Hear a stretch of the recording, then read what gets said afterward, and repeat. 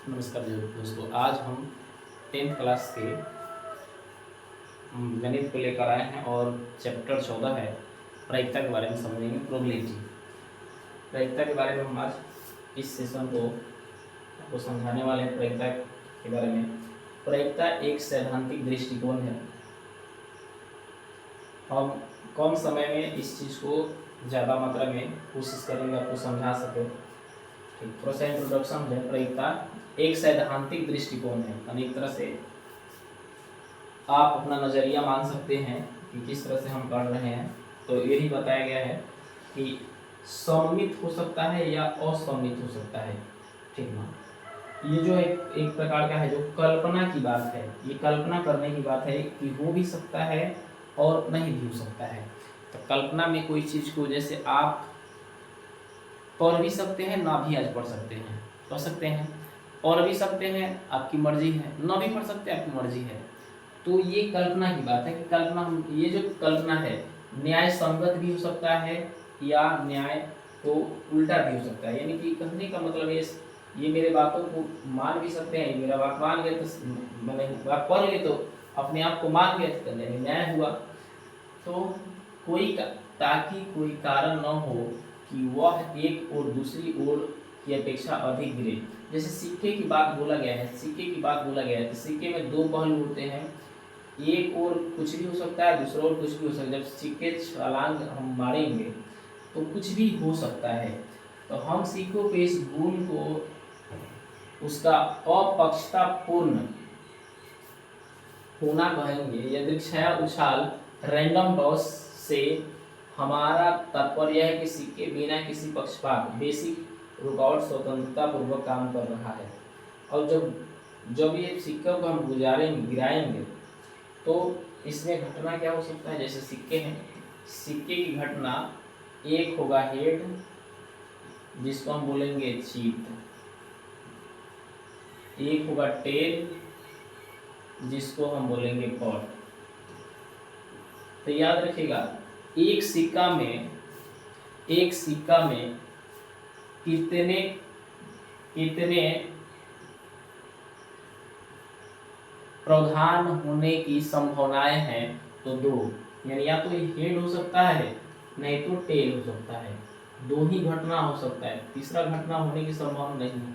अगर बच्चों दो सिक्का लेते हैं तो उसमें अगर एक सिक्का ये है, एक ही सिक्का है, एक सिक्का, अगर दो सिक्का लेते हैं तो उसमें क्या हो सकता है, घटना की संख्या 4 हो सकता है। यानी उसमें देख सकते हैं कि दोनों सिक्का में हेड गिर सकता है या दोनों सिक्का में टेल गिर सकता है। एक सिक्का में हेड, दूसरा में टेल, या दूसरा में टेल तो पहला वाला में हेड हो सकता है। यानी घटनाओं की संख्या अगर देखा जाए तो 4 होगा।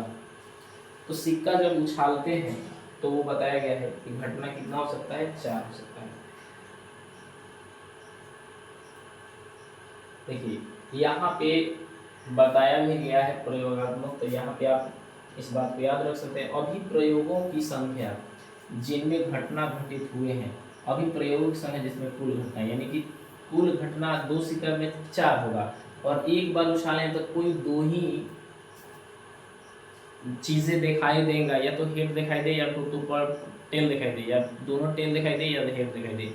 तो घटना कितने होंगे, अभी प्रयोग में कौन कौन घटना घटित होगा वो दिखना है, बाकी कुल घटना को इसमें दर्शाना होता है। ठीक, सवाल के अनुसार हम समझेंगे।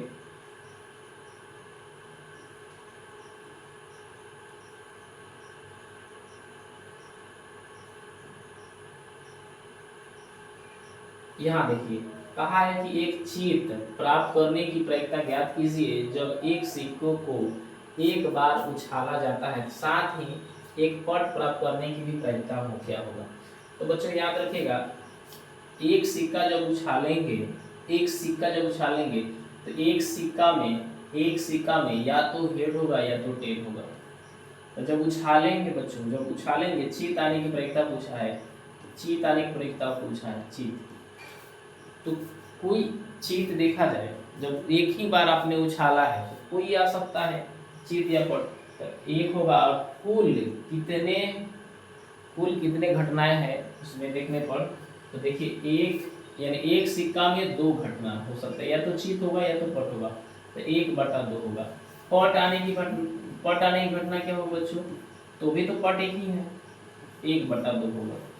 इस आधार पे परिणामों की संख्या यहाँ पे देखिए दिखाया गया है।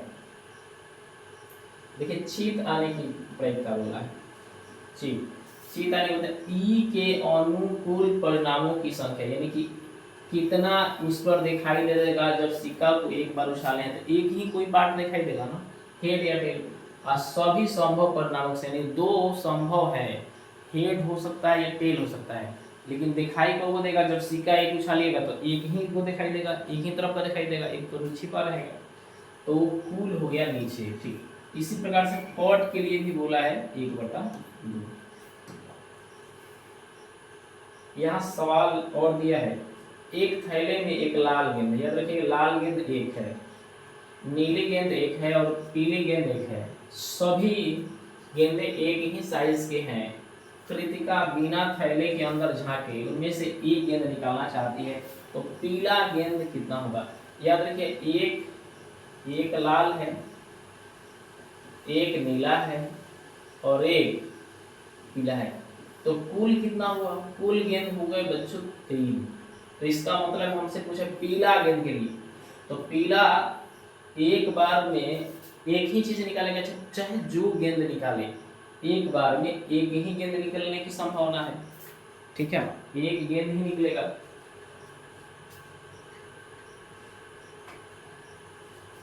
जब एक बार में एक ही गेंद निकलेगा तो इसका मतलब है एक होगा, और टोटल गेंद कितने होंगे 3, तो 1/3 होगा। अब जरूरी नहीं है कि लाल ही निकले, जरूरी नहीं है कि नीला ही निकले, जरूरी नहीं है कि पीला ही निकले, ठीक है ना, कोई एक गेंद निकलेगा तो एक इसलिए ऊपर हो गया। लाल गेंद तो वही होगा, लाल गेंद एक ही बार नहीं निकालना है, तो कौन ही गेंद निकलेगा, लाल निकले या काला निकले, कुछ भी निकले, एक गेंद निकाला है तो एक, अब कुल गेंद 3। इस प्रकार नीला का भी वही हाल होगा, 1/3। देखिए इसका आंसर भी वही होगा। देखिए बोला है घटना में y के अनुकूल परिणामों की संख्या 1 है तो 1/3। इसी प्रकार से पीला ब्लू का भी 1/3, रेड का भी 1/3, येलो का भी 1/3, सबका 3 1/3। हाँ ये इम्पोर्टेंट है, फॉर्मूला इम्पोर्टेंट है, ये कई बार पेपरों में पूछ रखा है, तो याद रखिएगा बच्चों, जो घटना घटने वाला है 9 घटना, दोनों को जोड़ने पर बच्चा लोग 1 आता है। याद रखिएगा, किसी प्रयोग के भी कि सभी प्रारंभिक घटनाओं की प्रायिकताओं का योग 1 होता है, यानी सभी प्रारंभिक घटनाओं का जो प्रायिकता का योग करेंगे 1 होगा। व्यापक रूप से भी में भी सत्य है, ये जो व्यापक रूप में बड़ा भी रूप लिखेंगे, जैसे व्यापक रूप है, बड़ा रूप है, इसका भी क्या होगा 1 ही होगा। आइए एक सवाल यहाँ पे फेंका गया है, देख लेते हैं क्या आता है। चलिए बोला ये है कि एक पासा है, पासा यानी डाइस, डाइस मैंने लूडो का छक्का, उसमें 6 डिजिट होते हैं, याद रखिएगा 6 होता है। 4 से बड़ी संख्या आने की प्रयत्न बच्चों, तो लूडो के पासे में जो छक्का होता है 4 से बड़ा कौन होता है, 5 होता है और 6 होता है। तो अब इसमें ये समझना है कि आखिरकार कितने टाइप पासे में दिखाई देते हैं, तो इसमें 6 होते हैं, 6 टाइप होते हैं ना, 6 फलक होता है। एक तरफ 1 रहेगा, एक तरफ जैसे 1 का हो गया, फिर इसी तरह से कहीं ना कहीं 2 इस तरह से होगा एक फलक में, फिर इसी तरह से 3 होगा कहीं ना कहीं, फिर इसी प्रकार से 4 होगा, फिर इसी प्रकार से 5 होगा, कहीं ना कहीं ऐसा होगा, फिर इसी प्रकार से 6 होगा, 6 होगा। तो ये 6 फलक हो गए ना, और हमसे बोला है 4 से बड़ा, 4 से बड़ा होना चाहिए। 4 से बड़ा कौन कौन है, 5 और 6 है, तो 2 हुआ। अब बटा कुल घटना कितना घटेगा 6, तो 2/6 को अगर काटेंगे तो बच्चों आएगा 1/3, 1/3 इसका आंसर आएगा। 4 से छोटी या उसके बराबर, 4 से छोटी या उसके बराबर, दोनों बात बोला है, तो 4 से छोटी उसके बराबर, इन सब जोड़ना है, उसके बराबर यानी 1 2 3 4, यानी 4/6 होगा। इसे काटेंगे 2 दूना 4, 2 3 6, यानी 2/3। 4 से खाली छोटा बोलता तो कितना होता है 1 2 3, यानी हो जाता है यह 3/6। 3 एकम 3, 3 दूनी 6, 1/2 होगा। तो देखिए मेरा पहला आंसर 1/3 हुआ, दूसरा 2/3 या 1/2 होगा। इसका आंसर आइए देखते हैं क्या दिया है। पहला बोला है, जो आंसर आया है 4 से बड़ी 1/3 आया था मेरा। देखिए 4 से बड़ा कौन कौन था, 5 और 6 था, तो 2 लिखे थे, 2/6, 1/3 काट गया। बोला था 4 से छोटी या उसके बराबर, तो 4 से छोटी और संभव परिणाम 6 है, तो 2/3 मेरा आया था। और एक और लिखा होगा, बनाया होगा, तो यहाँ पे सब जोड़ने के बाद आया है इतना। ठीक,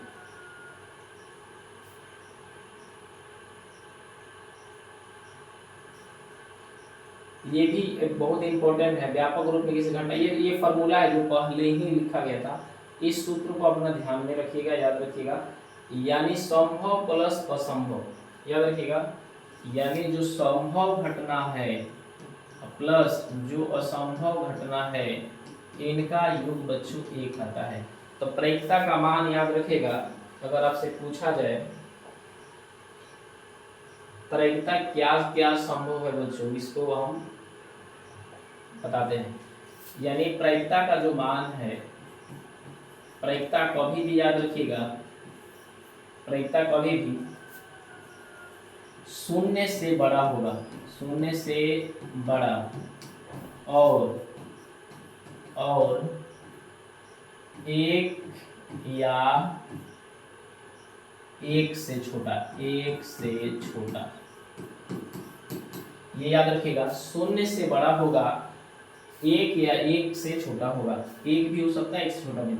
कौन कौन नहीं होगा याद रखिएगा, 0 से छोटा नहीं होगा, छोटा नहीं होगा। जैसे अगर आपसे पूछा जाए कि जैसे का कौन क्या भाई, तो माइनस में अगर कोई बता रहा है, माइनस में अगर कोई प्रायिकता का मान आ रहा है माइनस में बच्चों, तो समझिए ये प्रायिकता नहीं है। तीसरा याद रखिएगा, 1 से बड़ा नहीं होगा, 1 से बड़ा नहीं होगा, नहीं होगा। जैसे 1 से बड़ा नहीं होगा का मतलब हुआ 1.01, ये भी नहीं होगा। कोई पूछेगा 1.02, ये भी नहीं होगा। 2 नहीं होगा, 3 नहीं होगा। 1 से बड़ा प्रायिकता का मान संभव नहीं है। परसेंट में इसी बात को कभी कभी लिख देता है, परसेंट में कहेगा 101%, यह भी 1 से बड़ा है, यह भी नहीं होगा। 102%, ये भी नहीं होगा। 110%, ये भी नहीं होगा। तो याद रखिएगा, परसेंट में अगर दिया जाए कि इतना से बड़ा होगा, इतना से ये होगा, तो कभी भी इसे नेगलेक्ट करिएगा, क्योंकि 100% से बड़ा नहीं होगा। हाँ 100% होगा, 100% होगा, ये सही है। 100% होगा, ये सही है। 99% होगा, ये भी सही है। 90% होगा, ये भी सही है। यानी 1% तक होगा, 1% तक होगा, ठीक है। हालांकि 0% भी होगा, 0% भी होगा, लेकिन 0 से कम नहीं होगा, याद रखिएगा। ये है, ये सारे हैं, और ये सब जो लिखे ये नहीं है, भिन्न के रूप में भी देता है। तो ये इस बात को याद रखिएगा, संभव प्लस असंभव का मान जो जोड़ने पर होता है बच्चों 1 होता है। इसमें सवाल कभी कभी देता है कि कोई बच्चा है ना, कोई बच्चा मान के चलिए ए नाम की लड़की है, ठीक है ना, ए नाम की लड़की है, अगर वो मैथ में, चाहे वो अगर मैथ में, ए नाम की लड़की मैथ में 60% अंक प्राप्त की, तो बताइए कितने अंक नहीं प्राप्त की, इसका प्रायिकता बताना है। तो ये फॉर्मूला इस्तेमाल कीजिएगा, तो 1 की जगह पर 100% की, यानी कि PE plus PE dash is equal to 100%, यानी 100% एक को ही डिफाइन करता है। पाई कितनी 60%, पाई जो नहीं है उसको डैश मान लीजिए। ये प्लस में है बच्चों तो उधर जाएगा तो माइनस में होगा। पी ई डैश बराबर 100% माइनस 60%। जब घटाएंगे तो 40% आएगा। इसी सवाल को कभी कभी कंक्लूजन में डाल देता है, इस तरह से पूछेगा आपसे। जैसे देखिए, अगर सवाल ये पूछा अजीत ने अपने प्राप्त अंकों को देखा तो बताया कि हमें 0.62 अंक ही मिले तो बताइए कि उसे कितने अंक न मिले। कितना अंक मिला ही नहीं बच्चों। तो इस बात को थोड़ा सा हम बता दें, फॉर्मूला वही रहेगा, यानी कि संभव प्लस असंभव इक्वल टू 1। क्योंकि 1 पे जाएंगे तो ये बनेगा जल्दी। तो सब मिला कितना 0.62 मिला नहीं है, उसको हम ऐसे लिख दिए। ये जाएगा प्लस में, इधर आएगा तो माइनस में होगा। तब सम जो मेरा आएगा 1 में से 0.62 घटा लीजिए। तो घटाइएगा बच्चों 1 इस तरह से लिखेंगे, ठीक है ना। अब उसमें से आप घटा सकते हैं तो आ जाएगा 0.38। यही आपका आंसर होगा। तो ऐसे सवाल पेपरों में पूछ लिए जाते हैं और आपको अच्छा लगेगा कि इस तरह से सवाल जब आए तो आराम से बनेंगे। एक सवाल हम आपसे और लेना चाहते हैं, कौन प्रायिकता का मान संभव नहीं है? कौन प्रायिकता का मान संभव नहीं है? ऑप्शन सुनिएगा, 2%, 101%, 100%, और आपसे पूछा जाए 99%। तो मैंने आपको बताया कि कौन संभव नहीं, 100% से बच्चों ऊपर रहेगा तो वो संभव नहीं है। तो यहाँ पे 101% वाला चला जाएगा। अगर यही सवाल में ऑप्शन ऐसे देता 1/2, 3/4, 4/3, 5/6, तब कौन सा मान संभव नहीं है? कौन सा मान संभव है? अगर इसमें सवाल पूछता आपसे कि कौन सा मान संभव नहीं है घटना में, संभव नहीं है, तो देखिए इसे अगर डिवाइड करेंगे तो ये आएगा 0.5%। ये आपका आएगा 0.5, ये आएगा, ये तो संभव है। 3/4 से डिवाइड करेंगे तो ये अपना आएगा 4 7 28, 4 5 20, इतना आएगा। ये भी संभव मान है, ये भी संभव है। इसको भाग लगाएंगे 1.33 आएगा, यही फंसेगा, ये नहीं है। इसको भाग लगाएंगे तो 6 8 48 दशमलव नहीं आएगा, 6 3 18, ये भी तो 1 से छोटा ही है। यह भी 1 से छोटा है बच्चों, यह भी 1 से छोटा है, यह भी 1 से छोटा है, यही बचा 1 से बड़ा है। जब 1 से बड़ा होगा तो वो मान संभव नहीं है। इस प्रकार से हम सवाल को उसके कंक्लूजन तक पहुंच सकते हैं, ठीक है ना। इस बात को ध्यान में रखिएगा। आइए देखते हैं हम लोग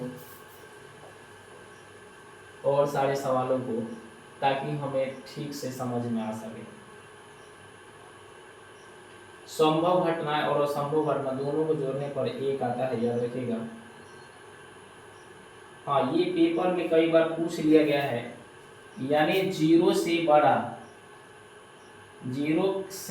या बराबर, ठीक है ना। 0 से बड़ा या बराबर, 1 से छोटा या बराबर आ सकता है, इससे ज्यादा नहीं है।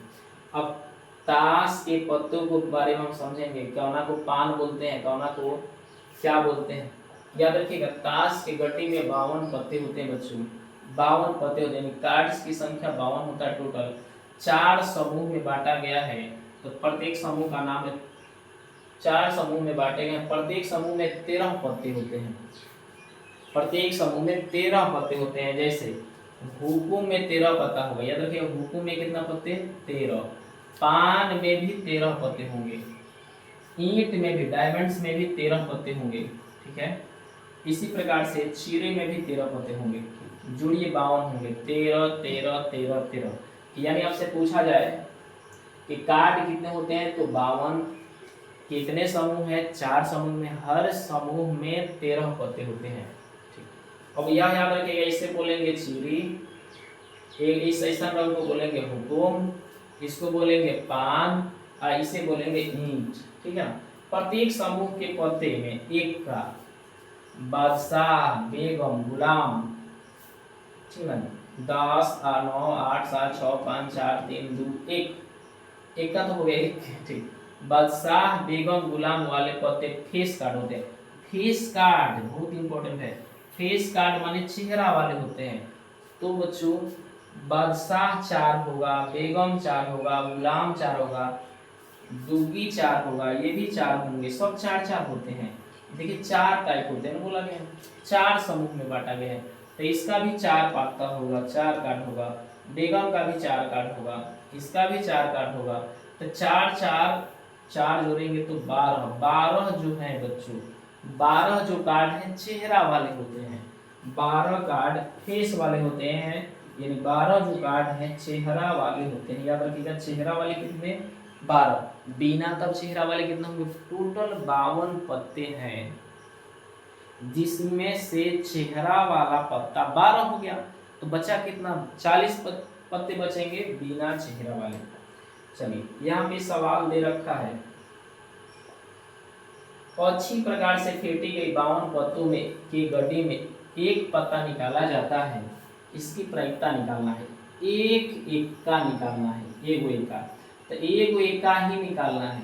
तो एका बच्चों 4 है, 4 एका है। हर पत्ता 4 4 वैरायटी का है, यानी कि एका है तो 4 है, बादशाह है तो 4 है, गुलाम है तो 4 है, दुगी है तो 4 है, सारे 4 4 हैं।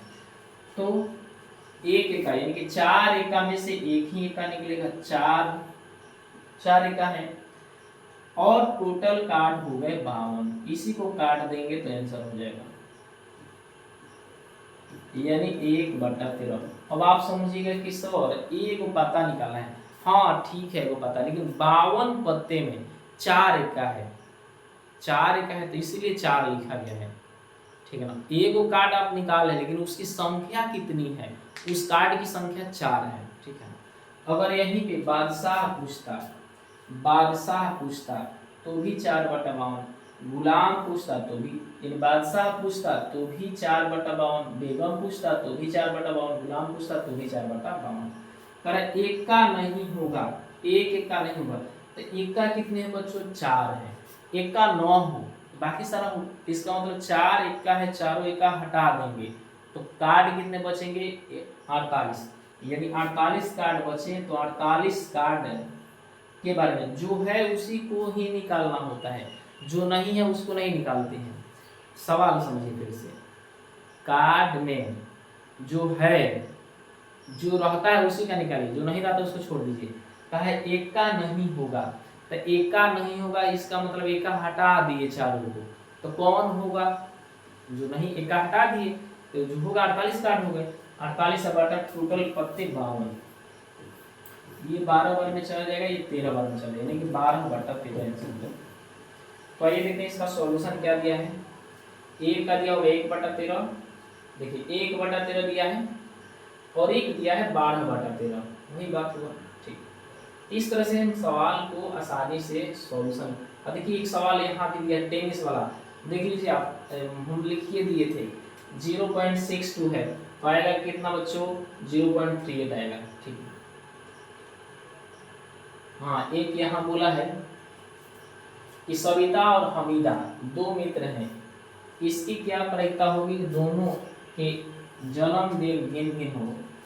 अच्छा, क्या प्रायिकता होगी जब दोनों का जन्मदिन भिन्न भिन्न हो? अभी तो हम कैसे बताएंगे, चलिए। अच्छा, एक जन्मदिन पर आया कि दूसरा सवाल पूछा है,